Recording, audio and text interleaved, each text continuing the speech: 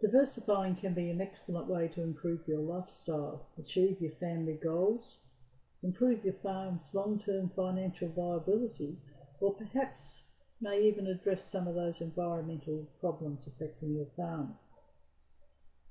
Although the results might be worthwhile, building a successful alternative farm enterprise is not always easy. In this short video, we're going to look at some of the information included in the Options for Change publication from the RIRDC, produced in 2003. The main messages about diversification in that publication are that it must be preceded by thorough planning to be successful. Choosing what to diversify into is obviously critical, and checking that your current farm business structure is appropriate to your new venture. For example, you may be currently in cropping and have decided to add on a tourism venture. Perhaps the way you're trading for your cropping venture may not be appropriate for your tourism venture, and a good discussion with your accountant should sort that one out. If you've got a choice of different ventures and you're weighing up your options, it's generally wise to look at the time it will take to get your investment back, the break-even time. Always choose the one with a shorter break-even. And probably in the same vein, try to expand gradually. It means that there is less risk of making a large mistake that will affect the whole business. As you develop new business ventures or diversify into alternative strategies, you'll find that you will develop new business relationships. These are critical to the success of your new business. And above all, make sure that you pay close attention to your marketing.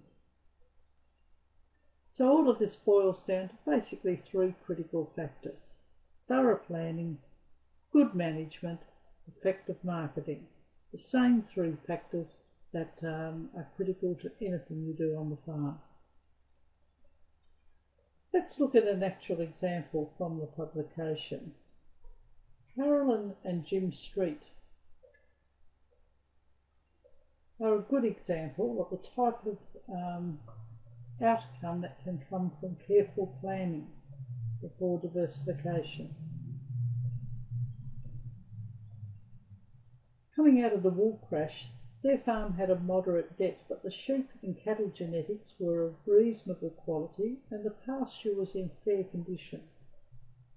Like most farmers, they felt that they were asset rich and cash poor, and so as a family they began looking at the pros and cons of different strategies to improve their income.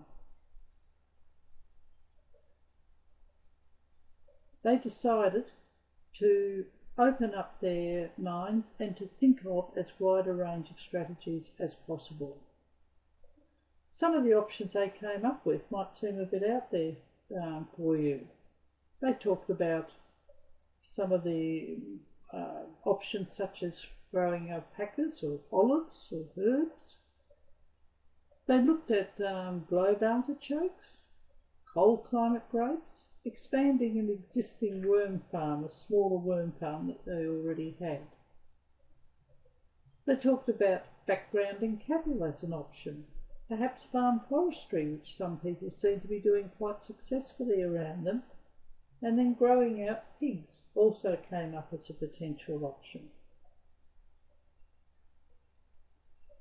The problems associated with all of the options except growing out pigs were the reasonable amount of risk associated with them and the fact that many were climate dependent for viability. Growing out pigs, they realised, had a number of advantages. It required only a small area of the farm. It integrated well with existing farm enterprises.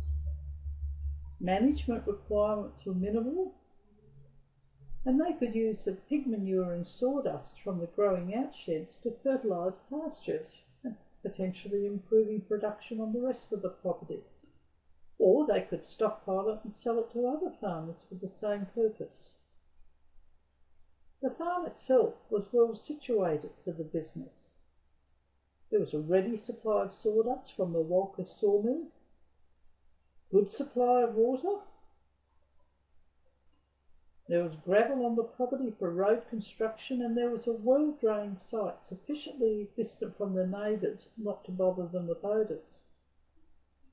They were within 100 kilometres of Tamworth, where the pigs would be bred and slaughtered, and their farm was within an appropriate intensive industry zoning.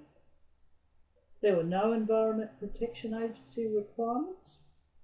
Bank interest rates were pretty good when the streets wanted to set up.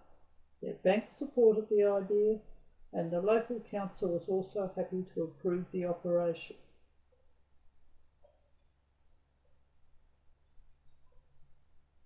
It was only through going through a careful process of looking at a wide range of options that they were able to narrow down to their final choice, which was growing out pigs. I'm not saying that any of you would even consider potentially growing out pigs as an option. It may be appropriate or it may not be. But the message to take away from what the streets have done is that planning process paid big dividends.